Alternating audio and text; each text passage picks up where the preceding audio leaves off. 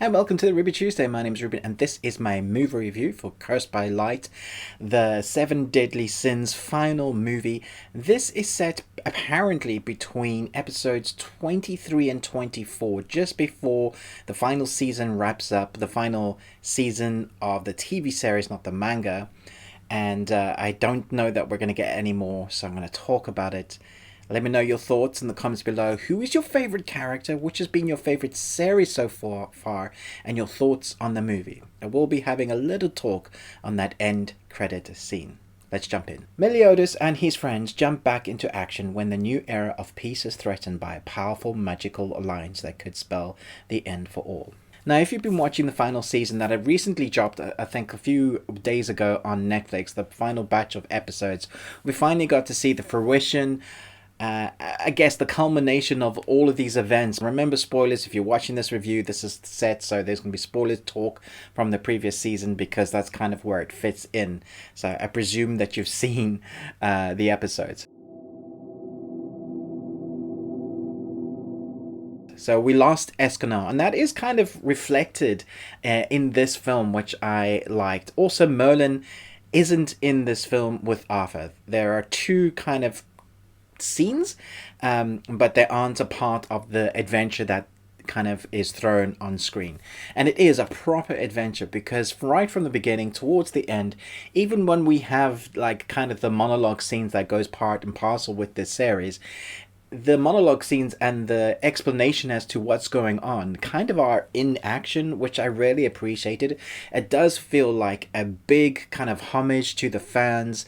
The story is all in the action. So we also get some incredible animation and action sequences within the action that you'd expect. So when the story is crafted, it does feel very world ending. Once again, it's an adventure where this power, without doing spoilers, is threatening their world, and we have a bit of a team that is split up at the beginning. Meliodas and his brother have got to go to the demon realm with their partners. That is reflected. It's all kind of affecting each other until we get that big culmination battle at the end. Even though the film is for itself, for the most part, has been an entirely big battle, but we get that kind of what we expect, kind of Hollywood big blockbuster action. Along the way, this film has cleverly shown our Seven Deadly Sins characters their like ultimate powers. Everything that they've gone through to become as strong as they have become is showcased here. And I thought that was a really kind of nice way to, it feels like a movie that is saying goodbye to our characters while they're experiencing this adventure. So we see Ban and what he's able to do. We see Gowther, and we see some of the side characters that I've come to really enjoy as well. And it's just so nice to see them being showcased, what everybody is capable of. That doesn't mean that the enemies that they're fighting are just the pushovers. It just means now they're more able to hold it against themselves. And when they're really leveled up, I really enjoyed some of the moments between our characters when you see them come to fruition or just use their full power against the enemies.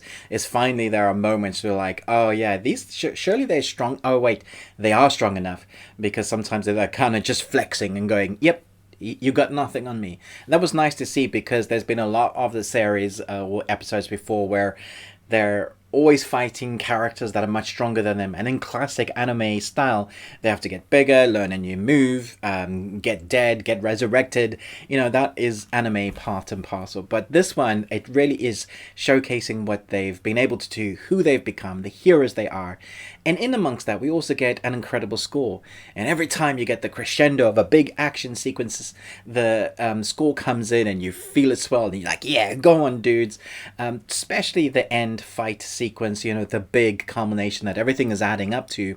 We get that score kind of, it's more a soundtrack at that point, where there's someone singing a really great score. I don't know the name of the song. I need to go and check it out, but it just fit perfect. I also spent half of the film listening in the original language and reading subtitles, which is great. The voice work is there. And then I spent the next half listening in English to kind of figure out whether it's okay. And I prefer the original, but I didn't mind the dubbing. I thought it was okay. Not brilliant, but fine.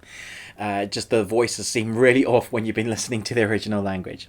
So I had a lot of fun with this. It's not the most like a deep storyline, it's not the most complex, but it does fit nicely in the world of storylines. It's like a completion of a storyline that was left.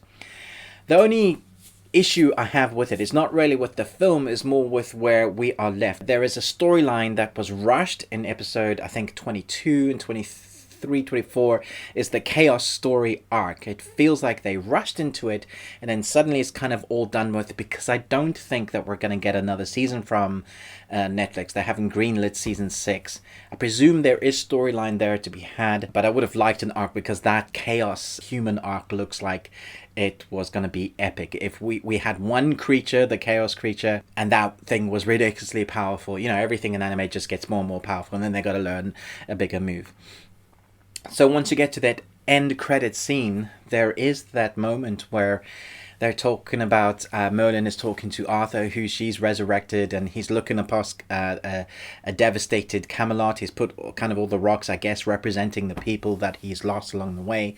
And she says, well, the age of gods is over. Now comes chaos and human. But if you go to the episode in the series where they've been working together to defeat chaos, there is chaos there already. We've had a bit of a storyline. Arthur had to use the sword. The 7 deadly sins had to, you know, be able to defeat chaos in their minds and then physically as well. And then Arthur came and, you know, ate the chaos that was trying to eat them. And technically all chaos is in him. But I thought that the arc chaos storyline was going to be Arthur, because they've been building up that Arthurian legend with Merlin, Arthur, Lancelot. You know, the kids' names are reflected of kind of the Arthurian legend that we're used to. So I expected maybe Arthur to go to the dark side, or chaos to kind of bleed out and then end up fighting on a different plane of existence. I presume that's where that end credit scene was kind of hinting at an arc in a story where it could have gone. But for the most part, the film can stand alone on its own.